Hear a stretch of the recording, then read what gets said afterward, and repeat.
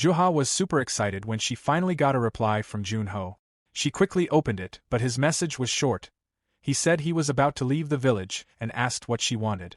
Juha told him she wanted to do a dungeon raid with him, since the guild master had officially invited him. But then, silence. No reply after that.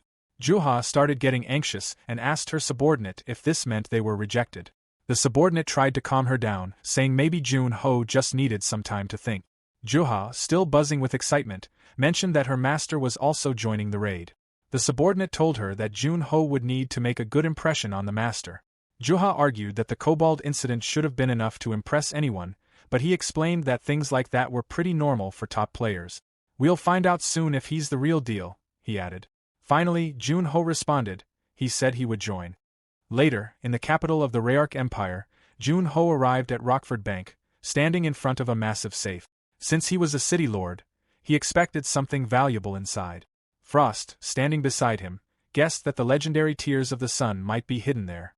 Junho unlocked the safe, and sure enough, there it was, the Tears of the Sun. A glowing liquid said to contain the very energy of the sun itself, radiating pure yang power. Frost explained that the Tears of the Sun was an elixir, but there was a problem. Junho carried extreme yin energy like darkness and frost. For him, something filled with pure yang energy could actually turn into poison. So, Junho started thinking about who else he could give it to. Kim Woojung came to mind, or maybe Juha. While he was lost in thought, Frost suddenly showed up with a sandwich. Junho looked at her and asked why she brought it. She replied that he hadn't eaten breakfast yet and just pushed it straight into his mouth. Surprised, Junho asked if she had made it herself.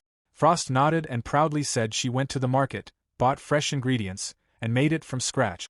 Junho thought to himself that she had definitely become braver ever since she started eating spirit stones. Frost, full of anticipation, waited for his reaction. Junho took a bite and admitted it was actually really good. Frost was overjoyed and started bragging about her cooking skills. But Junho, getting slightly annoyed, brushed it off, saying it was just edible. Frost instantly got frustrated, telling him how much effort she had put in, watching videos, practicing, learning, yet he was still complaining. While the two of them bickered, Juha arrived. She greeted Junho warmly, saying it had been months since they last met. Junho corrected her, saying it had only been a month, and he thanked her for inviting him to the dungeon raid. Juha looked confused, insisting it had been longer. That's when Junho remembered, the last time they met, he had been anonymous in the game. Juha then told him to follow her to the Empire's branch. On the way, Junho asked if anyone else had been invited besides him. Juha explained that 2 others were chosen, but only one could make it. He then asked about the criteria for being invited. Juha said it came down to either having a high reputation that benefits the guild, or having exceptional abilities. Anyone who met one of those conditions could be invited, but it wasn't easy to be that someone. Eventually, they arrived at the Dakibi Guild. Juha explained that just being invited to a guild was already a big deal, but for Junho, meeting the guild master would be an even greater opportunity. After all, the master was considered the second heaven, after Kim Woojung. Inside the hall, Juha's companion told Junho to wait for the master. While he looked around, the guild master finally appeared, smiling as he approached Junho. He introduced himself as Shin Song Hyan, master of the Dakibi Guild. Junho introduced himself in return. The guild master said he had already heard a lot about Junho from team leader Juha. Junho replied that he too had heard much about the master, adding that meeting a heavenly star like him was truly an honor. The guild master laughed, saying that was a bit exaggerated. Then, without warning, he pulled out his wand and activated his magic. Junho was stunned as the master's space magic enveloped him, and in an instant, he was teleported into the guild master's office. There, the master thanked Junho for accepting the invitation. Junho replied that he should be the one giving thanks. Suddenly, Junho found himself sitting on a couch. Still processing what had just happened, he looked up as the guild master placed a contract and dungeon documents before him. The master explained that the upcoming raid was for a level 1 dungeon. The guild master summoned a pen and told Junho they'd be departing in 3 days. He asked if Junho needed more time to prepare. Junho thought about it. It was plenty of time until the day they were supposed to meet at the port town. So, he replied that 3 days would be enough. The guild master then handed him a list of participants. Every single name on it was a high-ranking player, all around level 120. He explained that Junho could take his time and sign at the end, and even though Junho was joining as a guest, The dungeon rewards would be shared equally. After reading through everything, Jun-ho agreed to sign, saying that he was counting on the guild master. Curious, Jun-ho asked about the wand. Was it for controlling his abilities? The guild master confirmed, saying it made handling space much easier. Jun-ho was impressed. He realized the master was indeed a spatial ability user, but his spatial perception wasn't very strong. For someone at his level to still rely so heavily on tools, that was surprising. But at the same time, Jun-ho could feel it. This man was stronger. He gave off the same monster-like presence as Kim Woojung. The guild master then suggested they move to the accommodations, and with a flick of magic, they teleported again. Jun-ho couldn't help but think, no matter how many times he sees this, it'll always shock him. As they walked, the guild master told him that next time they meet, he's looking forward to seeing if Jun-ho's skills really live up to his reputation. Jun-ho replied that he'd do his best. Frost appeared, saying he was impressive, and Juha followed, asking how it felt meeting Guild Master Shin Sung-hyan in person. Jun-ho admitted, Mr. Shin Sung-hyan seems strong. Later, they went outside near a lake. Juha looked at him, and said she was a little disappointed. Jun-ho blinked, asking if he did something wrong. Juha explained it was about the way he addressed people. After meeting the guild master, he called him Mr. Shin Sung-hyan. Yet, even though she and Jun-ho had met several times and even texted each other, he still kept calling her team leader Gong Juha. From now on he'll call her Gong Juha. But Juha shook her head. Said Gong sounds too stiff. Just call me Juha. Changing the subject, she reassured him. He didn't need to worry about the dungeon. If things got rough, she'd be there to back him up. Jun-ho thanked her for the support. She added, if Mr. Thunder joins us, she'll feel even more relaxed. Jun-ho tilted his head. Mr. Thunder? Who's that? Juha answered, the Thunder Emperor. The one who gave her first defeat. Meanwhile, Shin Sung-hyan was lost in thought, replaying their earlier conversation. When Jun-ho was signing the contract, he had asked him, doesn't it bother him that max-level players are going together? Normally, they don't voluntarily enter dungeons. But Jun-ho's reply, even if they reach max level, they still have to keep running. Then there was the pen. When Jun-ho signed with it, the pen reacted positively to his attribute, something Shin Sung-hyan found unusual and interesting. He thought to himself, when you want to know more about someone, you have to bring them closer. The day of the expedition finally arrived. Everyone gathered, and Shin Sung-hyan asked the team leaders about their readiness. They reported that the strike force was 80 members strong and fully prepared. The ace players had formed the vanguard, ready to lead the conquest. Shin Sung-hyan gave his order, to make sure no one fell behind. Jun-ho watched their energy and enthusiasm. Frost, standing beside him, compared them to the courageous knights she once had. Then, with a wave of his wand, Shin Sung-hyan activated his spatial magic. A massive portal opened up before the strike force. The members erupted in excitement, thrilled to see their guild master's power in action. When the strike force finally arrived, everyone looked around in confusion. This didn't look like a dungeon, and it wasn't a ruin either. What stood before them was an abandoned amusement park. Some players looked frustrated, others seemed surprised. Then a voice echoed through the park, "Welcome to Foreverland." Instantly, people grew suspicious. The eerie atmosphere made it feel like some kind of trap. The voice explained the rules they had to follow inside. Every attraction had to have at least one visitor. No cutting in line, everyone had to enter in order. And only after experiencing every attraction would Foreverland finally sleep. Hearing this, Shin Sung-hyan relaxed. He said it was simply a dungeon where they needed to ride the attractions. The only problem, he joked, would be if someone couldn't handle the rides. Juha froze on the spot, because she was the only one who couldn't. The guild master then declared he would personally take on the most difficult attraction. He told the others to move carefully, follow the rules, and launch a safe offensive. Everyone agreed. Juha then asked how many attractions there were, and a girl named Haiwan answered that her map showed 9 in total. Juha asked if they were grouped together, and Haiwan said yes. The guild master himself had assigned it. Juha nodded and told Jun-ho to stay close. That's when Juha noticed someone unfamiliar and asked who he was. The man replied that he was Gasman, there by invitation, and if anyone ever needed gas, he could spray some immediately. Jun-ho introduced himself as well, then asked where they should go first. Haiwan suggested the haunted house, but Juha immediately rejected the idea. So instead, Haiwan suggested the safari park. She asked Juha if she was okay with animals, and Juha's eyes lit up. She loved the idea. They all got into a safari car, and before long it was racing wildly out of control. Gasman nervously asked if Haiwan even had a license.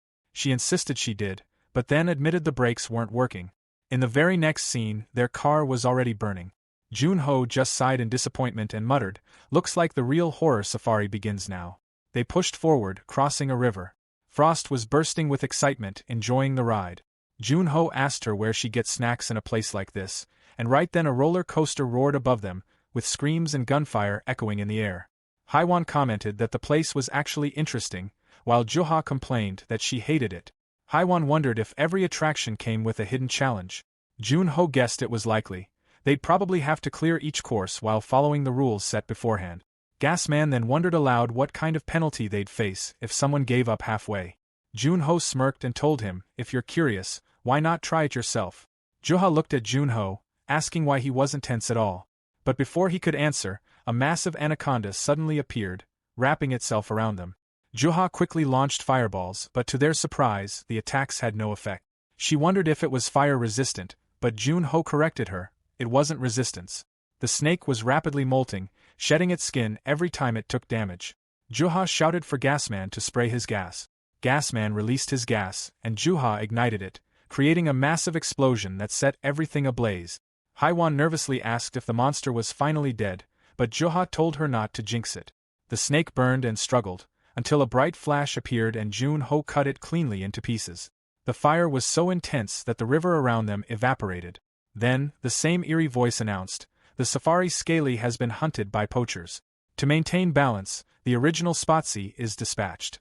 Juha shouted that they needed to run for the exit now. She asked what Spotsy was. Haiwan explained it was one of the amusement park's mascots, most likely a cheetah.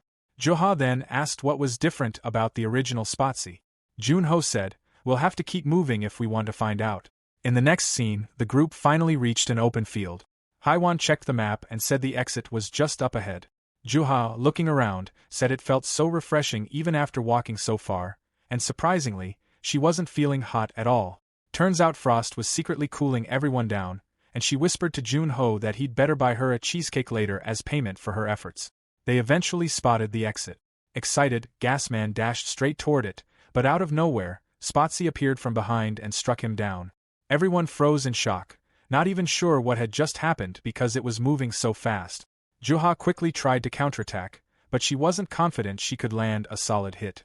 She launched a massive blast anyway, but Spotsy darted through it effortlessly, landing a kick straight on Juha and sending her flying back. Her own attack ended up backfiring. Spotsy mocked her, saying an attacker that slow would never be able to touch him. Then he roared that he would avenge Scaly. Meanwhile, Haiwan was frantically healing Gasman. Terrified, Gasman asked if he was going to die, but Haiwan reassured him that she had healed wounds much worse than this before. Just then, Spotsy charged at Haiwan to finish them off. But before the strike could land, Junho appeared, intercepting the attack in full speed. He grabbed Spotsy and dragged his face across the ground with incredible force. Stunned, Spotsy tried to figure out what could possibly match his speed, only to realize it was a human.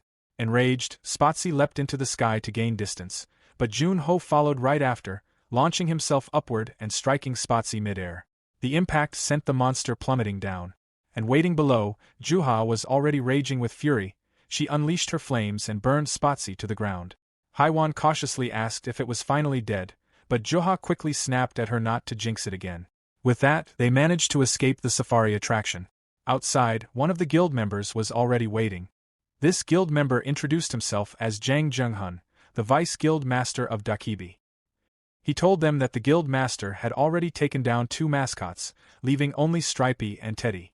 Curious, he asked Juha how tough her battles had been. Juha admitted the mascots were strong, but honestly, the fights weren't as hard as she had imagined. He explained that the guild master was currently dealing with the remaining the mascot, and the last attraction, the most difficult one, was the sky-high traveling troupe. He explained that the final attraction required 2 players to clear, but since the guild master was running late, he was considering tackling it alone. Before he could go through with that, Juha and Junho volunteered to enter, but the vice guild master blocked their way. Junho asked why, and Jang-hun warned them that the original mascots were inside.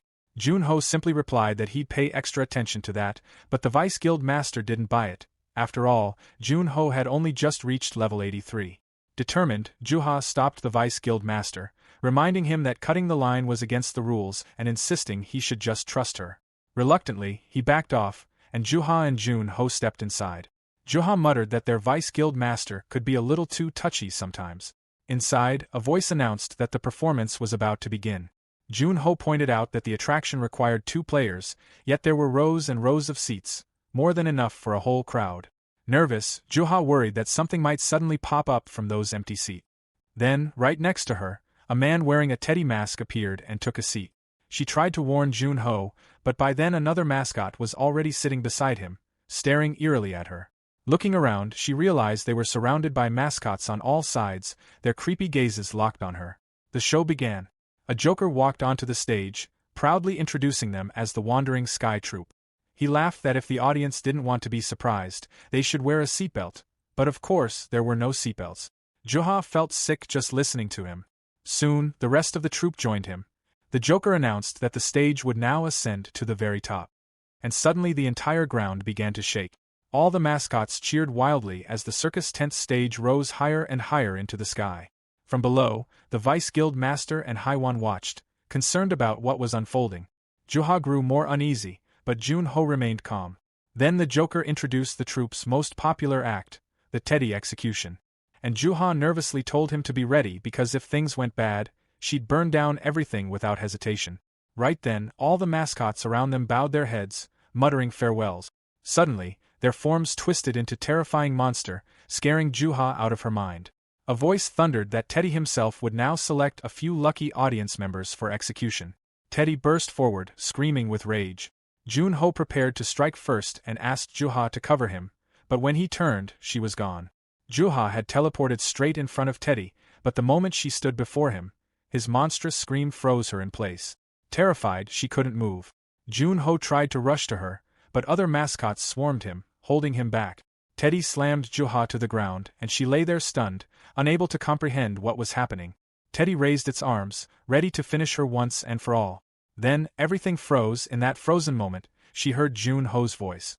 He asked her why she had worked so hard if this was how she was going to end things. Everything around them went still, the world locked in ice. Frost's voice echoed, asking Jun-ho if he regretted making this choice. But Jun-ho, standing there in his overcharged gear, answered firmly, no. Not choosing would have been the true regret. Jun-ho was worried about exposing his skills, but in that moment, he forgot about everything else and remembered what mattered most to him. He clenched his fist and punched Teddy so hard that the mascot went flying. Not giving it a chance to recover, Jun-ho dashed forward and swung again, but Teddy retaliated. Their fists collided, and the shock wave from their clash was so intense that the entire stadium began to crumble around them. Enraged, Teddy went berserk. In his rage mode, he smashed the stadium floor, trying to collapse the whole place. Amid the chaos, Jun-ho spotted Juha lying unconscious. He sprinted over and caught her in his arms before she hit the ground. Debris started raining down as the stadium collapsed. Down below, the guild master and other members were dodging falling rubble. The guild master watched closely, hoping his hunch about Seo Jun-ho was right. Jun-ho held Juha tightly as they fell, but Teddy roared and leapt straight at them. With no time to think, Jun-ho unleashed one of his strongest abilities, Watchguard of Darkness, fused with Frost's skill. The entire stadium froze solid as black ice pierced through Teddy's body, completely destroying the structure. The blast shook everything, and the guild master couldn't help but be impressed. The others scrambled to dodge falling debris, and in the middle of the explosion, Jun-ho and Juha came tumbling down. Frost quickly created a platform of ice so they could land safely. Jun-ho touched down with Juha in his arms. Still half-conscious, she weakly whispered an apology for failing to protect him. But Jun-ho gently told her that they were safe now, so she hadn't failed at all. Guild Master Shin Sung-hyun stepped forward, asking if the target had been neutralized. Jun-ho confirmed. With that, Shin Sung-hyun sank to his knees and, on behalf of the entire guild, thanked Jun-ho for protecting his people. Jun-ho immediately asked about casualties. Shin Sung-hyun reported 27 injured, 7 in critical condition, but not a single life lost. Which meant the dungeon was cleared. The guild erupted in cheers, chanting Jun-ho's name in celebration. Afterward, they received their dungeon reward. Shin Sung-hyun told his vice guild master, Jang Jaeyoung-hun, to open it. Hesitant, Jaeyoung-hun carefully unsealed the box, only for the Joker to suddenly pop out and shower him with gold coins. Flustered, he yelled for help while everyone burst out laughing. Once things settled, the guild master regrouped everyone, ordered the injured to be treated, and instructed the leaders to distribute the rewards. Watching the well-organized process, Jun-ho commented on how impressive the Dakibi Guild was. Juha smirked and reminded him, they're one of the big six for a reason. Jun-ho finally understood why Shin Sung-hyun had earned the nickname Yiksha. Later, Juha leaned close and whispered in Jun-ho's ear that she wouldn't reveal his secret, that he had the ice attribute. Relieved, Jun-ho sighed, thinking she had only noticed Frost's skill. But then, out of nowhere, Shin Sung-hyun used his wand and activated space magic, teleporting himself and Jun-ho to another location. Jun-ho in confusion. Shin Sung-hyun's voice was serious. Said he may be able to deceive the whole world, but he can't deceive him. Jun-ho frowned. What is he talking about? Shin Sung-hyun said, as a guild master, it's not easy to idolize someone. But there's one person he always wanted to meet, he called him Spectre. Jun-ho's eyes widened. Shin Sung-hyun had discovered his true identity. Jun-ho tried to play it off, pretending not to understand, insisting he must be mistaken. But Shin Sung-hyun laid out his reasoning. He explained that before meeting the other four heroes, Spectre always went solo, so why would he suddenly need a representative after returning? It only made sense if the world had changed too much in the last 25 years and he was adapting. He listed the evidence. Someone unknown had cleared the Cave of Trials alone and had taken down an entire kobold pack solo, and then suddenly he appeared as Spectre's representative. Even Jun-ho's debut as a player perfectly aligned with Spectre's return. And, Shin Sung-hyun added, watching his fight earlier convinced him completely. The sky turning dark, that was Watchguard of Darkness. A skill only Spectre is known to use. Frost, watching from the sidelines, munched on popcorn and chuckled. This human's pretty clever. Jun-ho pushed back. So you're basing everything on my attribute? Just because the sky was dark? Shin Sung-hyun shook his head. No, he had one more piece of proof. He pulled out a pen and asked, does he remember the pen he signed contract with? It wasn't ordinary, it was an artifact. It reacts only to those with true attribute. And it responded to him. Jun-ho sighed. That's well thought out. He sat down, looked Shin Sung-hyun in the eyes, and said, then listen carefully. Swear on the name of the 9 heavens and the Dakibi Guild that you'll keep what I say a secret. Without hesitation, Shin Sung-hyun swore. Frost's eyes widened. Said, wait, are you actually going to reveal his true identity? Jun-ho raised his hand, ice spreading out to freeze their surroundings. He told him this is the Hunter of Frost. That's the name of my attribute. It was this power I used to free Spectre from the ice that had trapped him. That's why I became his representative. Spectre believed that if I grew stronger through our bond, I could one day free the rest of the heroes. But I am not Spectre. After a long silence, Shin Sung-hyun finally nodded. Then let's pretend this conversation never happened. Instead, he offered Jun-ho a reward for being the biggest contributor to the dungeon's success. He asked Jun-ho if he had ever heard of the Sage of the Staggering Tower, a player who had abandoned all worldly desires and could see the nature of all things. People lined up for months just to seek his wisdom, even guild masters and association leaders. Then, Shin Sung-hyun handed Jun-ho a recommendation letter. With this, he'll have a special pass. No waiting, no delays, he can see the sage whenever he want. He said good luck on your journey.